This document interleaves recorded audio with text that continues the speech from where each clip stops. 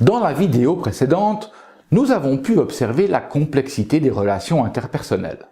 Aussi, pour simplifier et s'offrir une image des éléments sur lesquels un vendeur porte son attention lors de tout entretien, je vous propose une synthèse non exhaustive qui nous servira à développer ces fameuses compétences relationnelles. Le premier élément à considérer, c'est le contexte, puisque c'est le contexte qui donne son sens à toute communication. Par exemple, dans un contexte de vente, si je vous dis « celle-ci sera toujours mieux adaptée », vous n'avez alors aucune idée du contexte physique dans lequel s'inscrit mon affirmation et vous ne pouvez en définir le sens. Imaginez maintenant que vous soyez vendeur en automobile et que nous nous trouvions ensemble dans votre salle d'exposition face à deux modèles de voitures différentes. Vous comprendriez déjà mieux le sens de mon affirmation, et ce, parce que vous avez connaissance du contexte physique ou de l'environnement direct, si vous préférez. Cependant, vous ne sauriez toujours pas ce qui, selon moi, est mieux adapté, ni en quoi, ni pourquoi. Vous ne pourriez alors qu'interpréter mon affirmation en fonction de vos propres références et des liens que vous faites selon votre modèle du monde. Si votre objectif est d'influencer ma décision pour qu'au terme de notre entretien, je m'engage à acheter l'un de vos véhicules, il vous faudra adopter un comportement de non-savoir, faire preuve de curiosité et me poser des questions précises en mettant de côté tout présupposé ou tout jugement de votre part.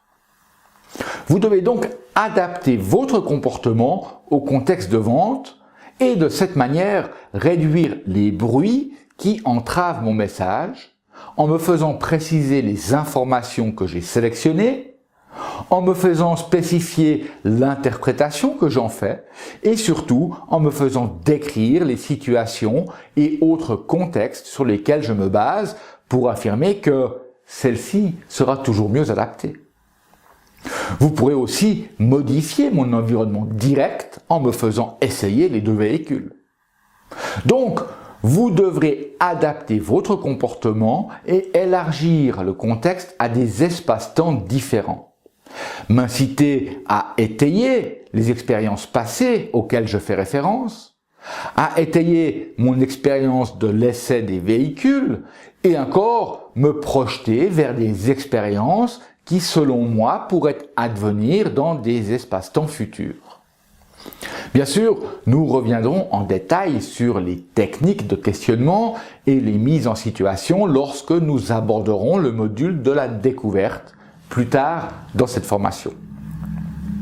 Ce dont il faut se souvenir à ce stade, c'est que le contexte donne le sens de la communication, qu'il est le premier vecteur d'influence et que l'espace et le temps sont comme des passerelles sur lesquelles le vendeur oriente l'attention de ses prospects pour induire chez eux un état émotionnel propice à l'achat. Lorsque dans un contexte donné, les interlocuteurs communiquent, chacun d'eux a directement accès à ce que nous appelons les comportements externes. Les comportements externes peuvent être définis comme tout ce qui pourrait être filmé et enregistré par une caméra, ce à quoi nous pourrions inclure les odeurs et le goût. Ces comportements sont directement observables par chacun des interlocuteurs et sont utilisés pour transmettre un message comme pour obtenir une rétroaction sur la réception de celui-ci. Aussi, les comportements externes peuvent être verbaux, non-verbaux et paraverbaux, comme ils peuvent être conscients ou inconscients. Pour chacun, les comportements externes sont la clé d'accès au raisonnement ou encore au processus de pensée de son interlocuteur. Et avec les quelques informations que je vous transmettrai, suivies d'une bonne pratique, en peu de temps vous parviendrez à déceler la façon dont vos interlocuteurs organisent leurs pensées, ce que nous appelons les processus internes. L'une des forces des bons vendeurs réside dans leur capacité à encoder leur message en l'adaptant à l'organisation interne de leurs interlocuteurs. puis à varier les canaux de transmission pour être encore plus influents. Les états internes, eux, font référence aux sentiments, aux ressentis et aux émotions d'une personne. Et c'est aussi en observant des comportements externes, comme une grimace, une moue interrogative ou une posture particulière, que l'on peut se faire une idée de l'état dans lequel se trouve notre interlocuteur.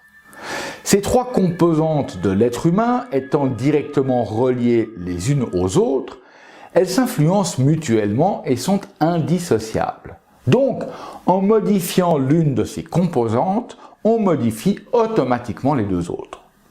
Pour le moment, ce qu'il nous faut retenir, c'est que pour développer ces compétences relationnelles, il faut s'exercer à observer les comportements des gens en interaction. Observer quels stimuli engendrent quel comportement. Par exemple, je sais que si je tends la main à une personne pour la saluer, sa réponse comportementale sera de me tendre sa main en retour.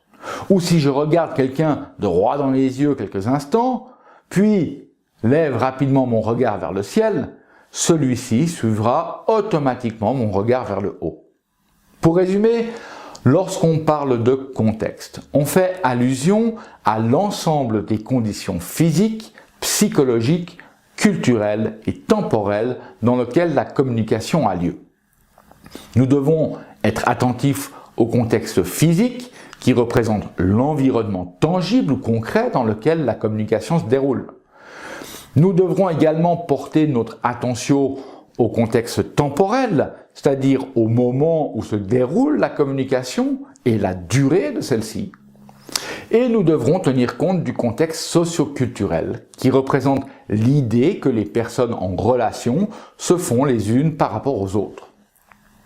Et dans un contexte donné, rappelez-vous qu'il importe d'apprendre à décoder adéquatement les signes d'une autre personne par l'observation de ses comportements externes, la façon dont elle les utilise ainsi que la signification qu'elle leur donne. Ces comportements peuvent être verbaux, comme ses paroles, les mots qu'elle prononce, ceux qu'elle écrit, les mots montrés par les gestes. Ils sont également non-verbaux, comme son apparence, ses mouvements corporels, ses expressions faciales, ses gestes, sa posture. Et ils sont également paraverbaux, comme le ton de la voix, les soupirs, les silences, les cris, le débit de parole, le rythme, la hauteur de la voix, son timbre, son volume sonore, etc. D'autre part, pour être bien compris de nos interlocuteurs, nous devons encoder notre message en respectant aussi leur système de signes. Alors, souvenons-vous que, comme le disait Coluche, de tous ceux qui n'ont rien à dire, les plus agréables sont ceux qui se taisent.